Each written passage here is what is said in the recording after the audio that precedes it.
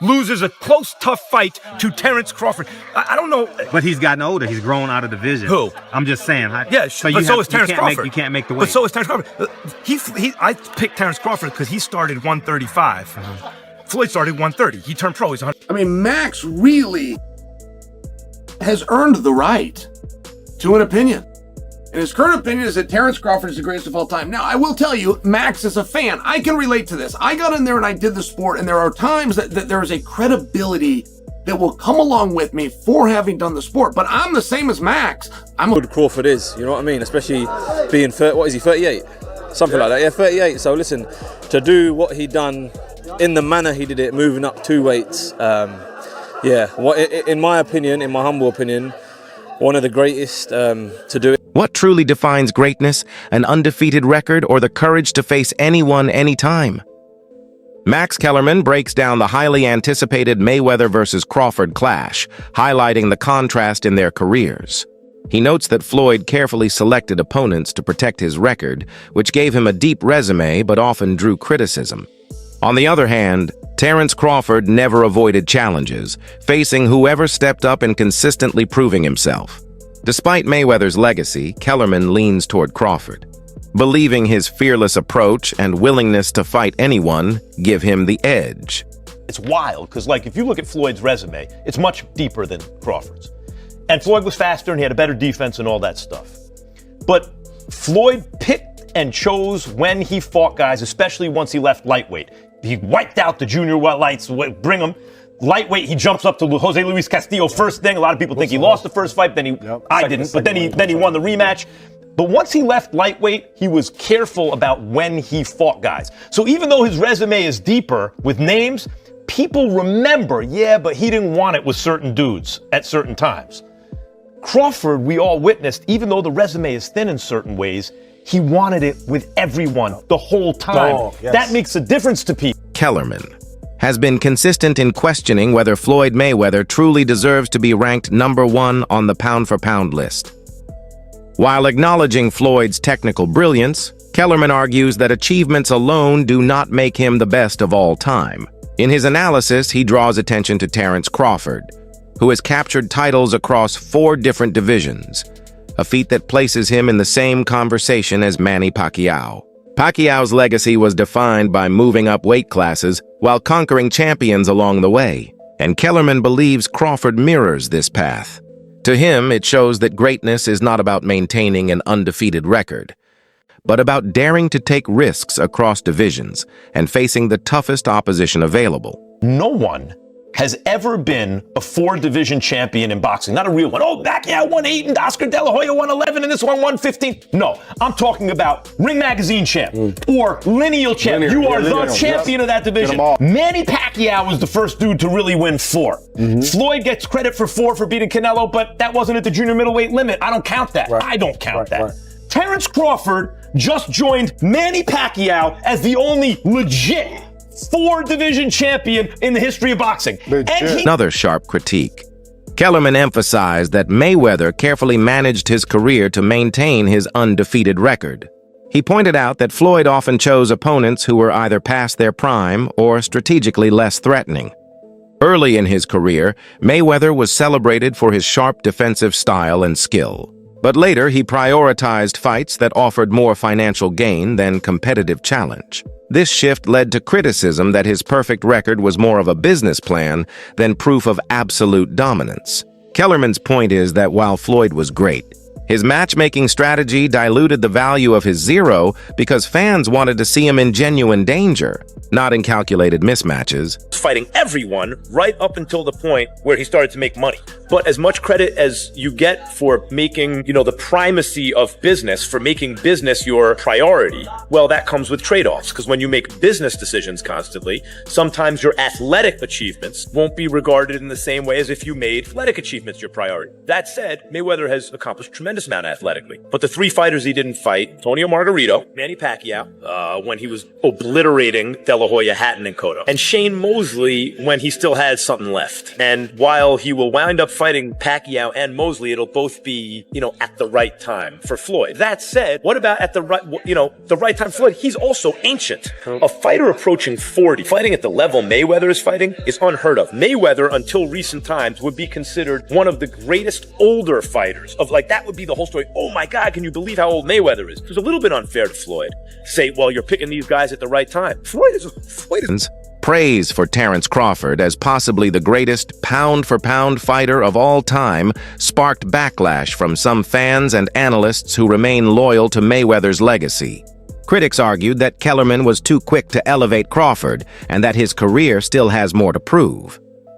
Yet former UFC star Chael Sonnen defended Kellerman's right to voice his perspective. Sonnen emphasized that analysts and fans alike are entitled to make bold claims when they genuinely see greatness. He explained that Kellerman's stance should not be dismissed as biased, but respected as an informed opinion from someone who has watched boxing evolve over decades. In this way, Sonnen highlighted the healthy debate within combat sports where differing perspectives fuel discussions on who truly belongs in the conversation for greatest of all time. Really has earned the right to an opinion. And his current opinion is that Terence Crawford is the greatest of all time. Now, I will tell you, Max is a fan. I can relate to this. I got in there and I did the sport, and there are times that there is a credibility that will come along with me for having done the sport. But I'm the same as Max. I'm a fan. I stopped off and had a career doing it, but I started as a fan during my time in that career, and now I'm a fan. And Max was a little heavy on Canelo. Now, when I say it was a little heavy, it just surprised me as such an expert, as a guy that knows everything. I mean, Max knows the amateurs. He knows what Usyk did in the Olympic Games and the World Championships and the Golden Gloves before that, and he knows everybody else as well. I was a little surprised, if I'm being fair, at how much he thought Canelo was a great fighter. That part did surprise me. But just because Canelo has been beat doesn't mean he's not. It's interesting.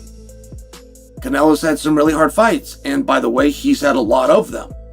There's not usually a time in boxing where a guy can have anything but a 0 in his loss column, and the guy can still get over. Not only was that not the case, Canelo was valued just dollar and cents at 10 times more valuable than Crawford. Oh, by the way, Crawford is the only one that showed up with an undefeated record. And I must admit, some of those losses that Canelo had seem like the kind of thing that would really slow a guy down. Reports of Terence Crawford beginning the journey to undisputed status at middleweight were met with both excitement and skepticism. Having already dethroned Canelo Alvarez, who was regarded as the face of modern boxing, Crawford has little left to prove in terms of legacy. By beating Canelo, he shattered the narrative that only size and strength could stop him. Analysts suggest there is nothing more Crawford needs to do because he has already taken down the most marketable and powerful figure in the sport. Yet the pursuit of undisputed status at 160 LEB shows his hunger to challenge himself further. If he succeeds, he would enter rare territory, cementing his reputation as a fighter who constantly raises the bar rather than settling once he has achieved greatness. Anti-climaxing for him to drop back down because you already reached the height. You already slayed the giant. And essentially that's what Terence Crawford has already done. He slayed the giant, okay? Anything else he can do is going to be anti-climaxing. Nobody else he can fight. Canelo Alvarez is 63 wins, 3 losses, 2 draws, 39 wins by way of knockout. Canelo Alvarez is the face, or was the face, of the sport of boxing, right? And you defeated him and outclassed him. Everybody expected you to get knocked out. It was a money grab. It wasn't realistic. And you achieved it, right? There's nothing else you can do but one thing. And as I stated, you can put your crown so high on the pedestal, it's almost impossible to reach. And I stated that becoming undisputed in another glamour division in 2 fights, because it really doesn't matter who Terence Crawford fights at this point in time. There is no name that's going to garner him the traction and attention that he got from fighting Canelo. If he fights Jaron Ennis, it's not going to do it. Virgil Ortiz, not going to do it. None of those guys, anybody would put against Canelo Alvarez and say that they would beat Canelo Alvarez. So now he would be expected to beat everybody. Okay?